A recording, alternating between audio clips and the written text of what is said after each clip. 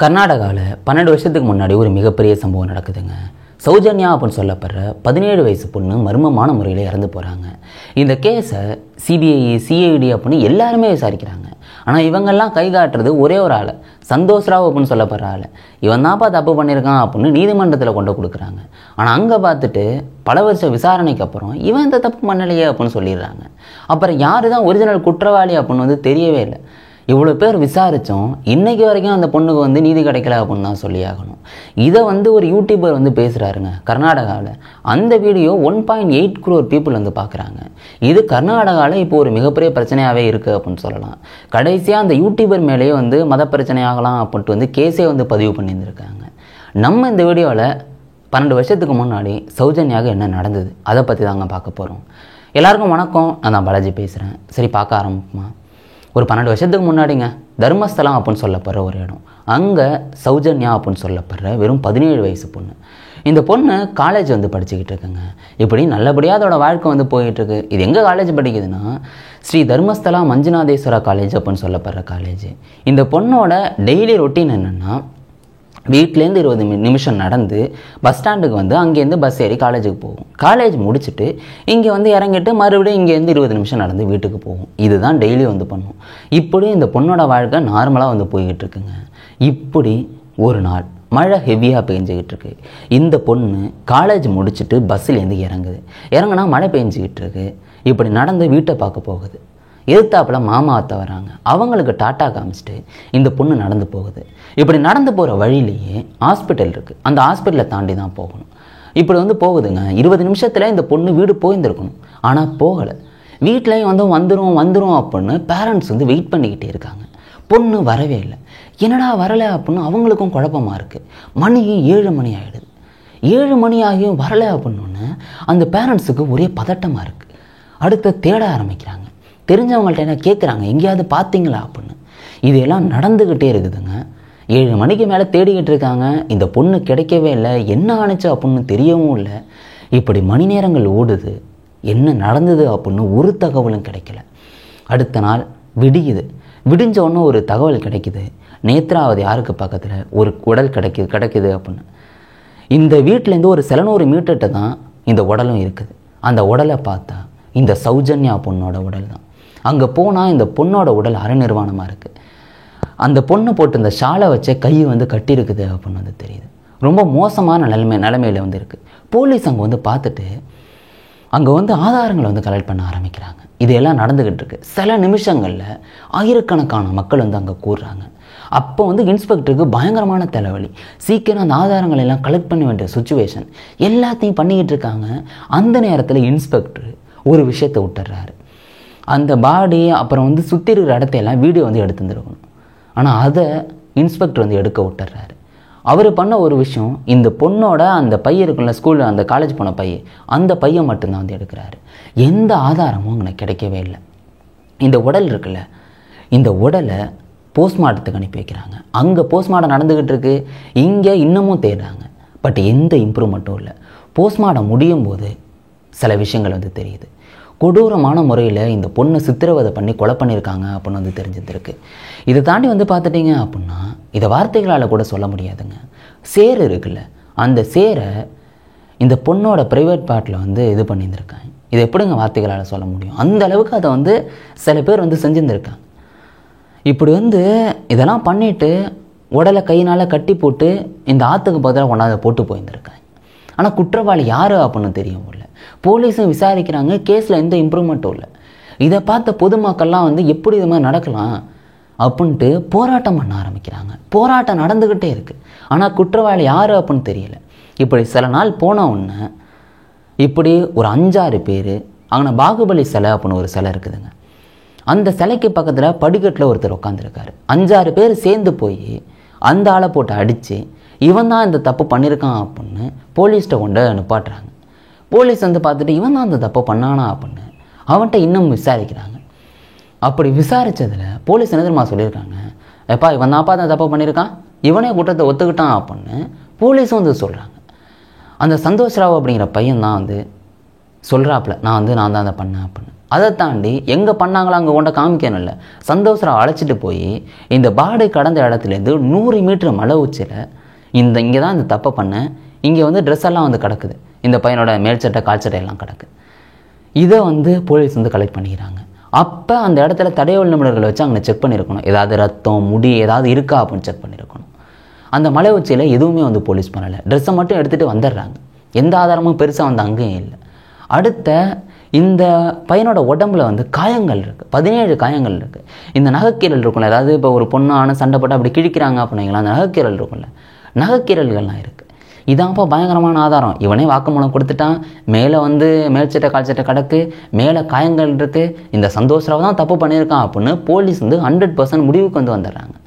இப்படி வந்து நாட்கள் வந்து போகுது. ஆனால் இதை பேரண்ட்ஸு பொதுமக்கள் வந்து ஒத்துக்கலை.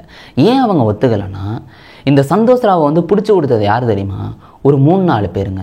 இந்த 3-4 பேர் வந்து ஒரு பெரிய ஆளுங்க அப்படின்னு வந்து சொல்லலாம். பாகுபலி சிலைக்கு பக்கத்தில் சும்மா இருந்து உட்காந்துருக்க ஒருத்தனை வந்து பிடிச்சாந்து கொடுத்துருக்காங்க அப்படின்னு பேரண்ட்ஸ் எல்லாம் சொல்ல ஆரம்பிக்கிறாங்க. இந்த 3-4 பேருமே வந்து பெரிய கையுங்க, பெரிய தலைக்கட்டுங்க. அங்கே வந்து ஒரு ஃபேமஸான கோவில் இருக்குங்க. அங்கே உள்ள ப்ரைவேட் ட்ரஸ்ட்டில் வந்து ஒரு பெரிய கட்டுருக்காப்புல, அவருக்கு கீழே வேலை பார்க்குற ஒரு 2 ஆள், அப்புறம் அந்த பெரிய ஆளோட மருமகன் ஒருத்தன், 3 பேர் தான் சேர்ந்து இந்த தப்பை பண்ணியிருக்காங்க அப்படின்னு பேரண்ட்ஸ் எல்லாம் சொல்ல ஆரம்பிக்கிறாங்க. அது மட்டும் இல்லாமல் சில மக்களும் வந்து சொல்கிறாங்க. இப்படி பெரிய தலைவலியாக மாறுது. இப்படி சந்தோஷ்ராவே ஒத்துக்கிட்டாலும் ஆனால் இந்த 3 பேர் தான் தப்பு பண்ணியிருக்காங்க அப்படின்னு சொல்ல ஆரம்பிக்கிறாங்க. இப்படி பேரண்ட்ஸ் சொல்கிறதுக்கு இன்னொரு முக்கியமான காரணம் இருக்குது. அது என்னென்னா, இந்த சௌஜன்யாவோட சொந்தக்காரங்களில் ஒருத்தவங்க வந்து சொல்கிறாங்க, இது மாதிரி நான் வந்து கேட்டேன், இந்த 3 பேரும் சதித்திட்டம் பண்ணாங்க, இப்படி கூட்டம் நின்று பேசிக்கிட்டு இருந்தாங்க, மழை வேறு பெஞ்சிக்கிட்டு இருக்கு, வேறு எதுவும் செய்ய முடியாது அப்படின்னு சதித்திட்டம் பண்ணுற மாரி வந்து பேசிக்கிட்டு இருந்தாங்க, நான் அதை என் காதால் கேட்டேன் அப்படின்னு ஒரு சொந்தக்காரங்க வந்து சொல்கிறாங்க. இப்படி பல விஷயங்களை வச்சு இந்த 3 பேர் தான் தப்பு பண்ணியிருக்காங்க அப்படின்னு நிறைய பேர் வந்து அங்கே சொல்ல ஆரம்பிக்கிறாங்க. இப்படி சொன்னோன்னே இது ஒரு மிகப்பெரிய தலைவலியாக மாற ஆரம்பிக்குது. அந்த ட்ரஸ்ட்டோட ஒரு பெரிய ஹெட் இருப்பாப்ல இல்லை, அவருக்கு வந்து பெரிய தலைவலியாக மாறுது.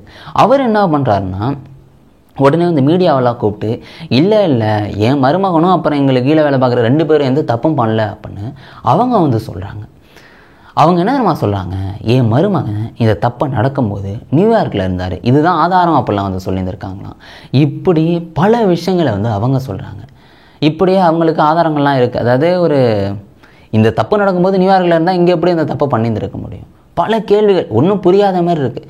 இந்த 3 பேரும் தப்பு பண்ணலை அப்படிங்கிற மாதிரி தான் ஆதாரங்களே வந்து இருக்குது. ஆனால் சில மக்களும் பேரண்ட்ஸ் வந்து அதை ஒத்துக்கிற மாதிரி இல்லை, இந்த 3 பேர் தான் தப்பு பண்ணியிருக்காங்க அப்படின்னு சொல்கிறாங்க. இந்த கொலை நடந்த ஒரே மாதத்தில் இந்த கேஸு போலீஸ்லேருந்து சிஐடிக்கு மாறுது. சிஐடியும் எல்லார்ட்டையும் சிபிஐடின்னு வந்துட்டு பாருங்கள், சிஐடியும் எல்லார்ட்டையும் விசாரிக்கிறாங்க. இந்த 3 பேர்ட்டையும் விசாரிக்கிறாங்க, சந்தோஷ்ராவ்ட்டையும் விசாரிக்கிறாங்க. அப்போ சொல்கிறாங்க சிஐடி, இந்த 3 பேர் இந்த தப்பு பண்ணலப்பா, எந்த ஆதாரமும் இல்லை, அந்த 3 பேர் மேலே எந்த தப்பும் இல்லைன்னு சொல்லிடுறாங்க. சந்தோஷ்ராவ் தான் அந்த தப்பை பண்ணியிருக்கான், அவன் தான் குற்றவாளி அப்படின்னு சொல்கிறாங்க. ஆனால் அதை வந்து சில பொதுமக்கள் வந்து ஏற்றுக்கிற மாதிரி மனநிலையிலே வந்து இல்லை. இப்படி வந்து நாட்கள் போகுது. இப்படி இந்த சம்பவம் நடந்து 1 வருஷம் ஆகிடுது. 1 வருஷத்துக்கு அப்புறம் முதலமைச்சருக்கு பயங்கரமான ப்ரெஷர். இந்த குற்றத்தை யார் பண்ணா அப்படிங்கிறதுக்கு சரியான ஒரு ஆதாரம், சரியான ஒரு நீதியே கிடைக்கலையா, அவர் வந்து உடனே இந்த கேஸை சிஐடியிலேருந்து சிபிஐக்கு மாற்றிடுறாரு. சிபிஐ களத்தில் வந்து குதிக்கிறாங்க. அவங்க ஃபஸ்ட்லேருந்து விசாரிக்கிறாங்க. போலீஸ் என்ன விசாரித்தாங்களோ, சிஐடி என்ன விசாரித்தாங்களோ அதுதான் சிபிஐயும் விசாரிக்க ஆரம்பிக்கிறாங்க. எல்லார்ட்டையும் விசாரிச்சுட்டு கடைசியாக அவங்க சொல்கிறது, எப்பா இந்த சந்தோஷ்ராவ் இருக்கா அப்படி இல்லை, இவர் தான் அந்த தப்பை பண்ணார் அப்படின்னு சொல்கிறாங்க அவங்களும். இந்த 3 பேர் போலீஸு, சிஐடி, சிபிஐ 3 பேர் சொல்கிற விஷயம் என்னென்ன அப்படின்னு வந்து பார்த்துட்டிங்கன்னா, இந்த ஆளே வாக்குமூலம் கொடுத்துட்டாரு, நான் தான் தப்பு பண்ணேன் அப்படின்னு, அது ஒரு ஆதாரம். 2வது, இந்த பாடி கடந்த இடத்துலேருந்து 100 மீட்டர் மலை உச்சியில் ட்ரெஸ் இருந்திருக்காது. 3வது, நகைக்கீரல்கள், அந்த பொண்ணு பண்ணதாக சொல்லப்படுற நகைக்கீரல்கள். இந்த 3 கொண்ட நீதிமன்றத்தில் கொடுக்குறாங்க. இப்படி பல வருஷங்கள் விசாரணையில் இந்த ஆள் வந்து சந்தோஷ்ராவ் வந்து 6 வருஷம் ஜெயிலில் தான் வந்து இருந்திருக்காப்புல. பல வருஷம் நீதிமன்றமும் வந்து விசாரிக்குது. அப்படி விசாரிச்சுட்டு 2023 வந்து சொல்கிறாங்க, 2 தரப்பு எல்லா தரப்பையும் வந்து விசாரிக்கிறாங்க. அப்படி விசாரிக்கும் போது தெரிய வந்தது சந்தோஷ்ராவ் எந்த தப்பும் பண்ணல அப்படின்னு தான். நீதிபதிகள் என்னதுமா சொல்கிறாங்க, விசாரிச்சுட்டு இது மாதிரி நீங்கள் இந்த ஆதாரங்கள்லாம் கொடுத்துருக்கீங்க, அது போதுமானதாக இல்லை, அந்த ஆளே வாக்குமூலம் கொடுத்துருந்தாலும் அதை நிரூபிக்கிறதுக்கு சரியான ஆதாரம் இல்லை அப்படின்னு சொல்கிறாங்க. ஏன்னா அந்த நகைக்கீரல்கள் இருக்குல்லங்க, அதை வந்து அந்த பொண்ணு பண்ணலை அப்படின்னு சொல்லப்படுது. ஏன்னா அந்த பொண்ணு கீறி இருந்தால் அந்த பொண்ணோட நகத்தில் அந்த தோல் ஏதாவது இருந்திருக்கணும்ல, அது எதுவுமே இல்லை. அந்த பையனோட டிஎன்ஏ இந்த பொண்ணு மேலேயோ இல்லை இந்த பொண்ணு டிஎன்ஏ எதுவுமே வந்து அங்கே இல்லை, மேட்சை வந்து ஆகவே இல்லை. அதனால இந்த தப்பு பண்ணலை அப்படின்னு நீதிபதிகள் வந்து சொல்கிறாங்க. அதையும் தாண்டி வந்து பார்த்துட்டிங்கன்னா அந்த ட்ரெஸ்ஸு வந்து மேலே மலை உச்சியில் கடந்ததில்லை. அங்கே நிபுணர்கள் வந்து போய் செக் பண்ணியிருந்துருக்கணும். ஆனால் இப்போ மறுபடியும் ரொம்ப வருஷம் கழித்து போய் செக் பண்ணால் அங்கே எப்படி இருக்கும்? அந்த ஆதாரங்களையும் ஒழுங்காக கலெக்ட் பண்ணல. அதனால சந்தோஷ் ராவையும் இந்த பொண்ணை இணைக்கிற மாதிரி சரியான ஆதாரம் இல்லை. இன்னொரு முக்கியமான ஆதாரம் சந்தோஷ் ராவை ரிலீஸ் பண்ணுறதுக்கு ஃபிமோசிஸ் அப்படின்னு சொல்லப்படுற ஒரு நோயால் சந்தோஷ் ராவ் வந்து பாதிக்கப்பட்டிருக்காப்புல. அது நோய் அப்படின்னு சொல்ல முடியாது, அது ஒரு விஷயமான ஒரு இது. அது என்னென்னா, இந்த பொண்ணை வந்து அப்யூஸ் பண்ணியிருக்காப்புல அப்படின்னு தானே சந்தோஷ் ராவ் மேலே வந்து கேஸு. கொலை பண்ணியிருக்காரு, இப்படி அப்யூஸ் பண்ணி கொலை பண்ணியிருக்காருன்னு. ஆனால் அந்த தப்பை பண்ணுறாரு அப்படின்னா இவருக்கு பயங்கரமான வலி இருக்குமா. இவர் ஒரு ஆளாக இந்த தப்பை பண்ணியிருக்க முடியாது. அப்படிப்பட்ட ஃபிமோசிஸ்ங்கிற நோயால் பாதிக்கப்பட்டதுனால இவர் இந்த குற்றத்தை பண்ணலை அப்படின்னு சொல்லப்படுது. நீதிபதிகள் நிபுணர்கள் எல்லார்ட்டையும் விசாரிச்சுட்டு கடைசியாக இந்த ஆளை வந்து விடுதலை வந்து பண்ணுறாங்க. சந்தோஷ் ராவை வந்து விடுதலை பண்ணுறாங்க. இப்படி விடுதலை பண்ணோன்னா பல கேள்விகள் வருது. என்னங்க, இவனை வந்து குற்றவாளியை பிடிச்சி வச்சிங்க, இவனும் குற்றத்தை பண்ணலை அப்படின்னா யார் தான் குற்றத்தை பண்ணா? அந்த 3 பேரும் குற்றத்தை பண்ணலை அப்படின்னு சொல்லிட்டீங்க. அப்புறம் யார் தான் பண்ணாங்கிற கேள்வியும் வந்து வர ஆரம்பிக்குது. இதை தாண்டி வந்து பார்த்துட்டிங்கன்னா அந்த பொண்ணோட அப்பா இருக்காங்கல்ல, அவங்க வந்து ஒரு காலகட்டத்தில் வந்து நீதிமன்றத்தில் சொல்கிறாங்க, அந்த 3 பேருக்கு நீங்கள் சம்மன் அனுப்பணும் அப்படின்னு. நீதிபதிகள் அப்போ விசாரிச்சுட்டு நாங்கள் சம்மன் அனுப்புகிறோம் அப்படிலாம் வந்து சொன்னாங்க. ஆனால் அந்த 3 ஆளுங்க தான் பவர்ஃபுல்லான ஆளுங்கள்ல, அவங்க மேலே போய் அதை வந்து தடையெல்லாம் வந்து பண்ணிடுறாங்க. இப்படி வருஷம் ஏதாவது ஒன்று நடந்துக்கிட்டே இருந்தது.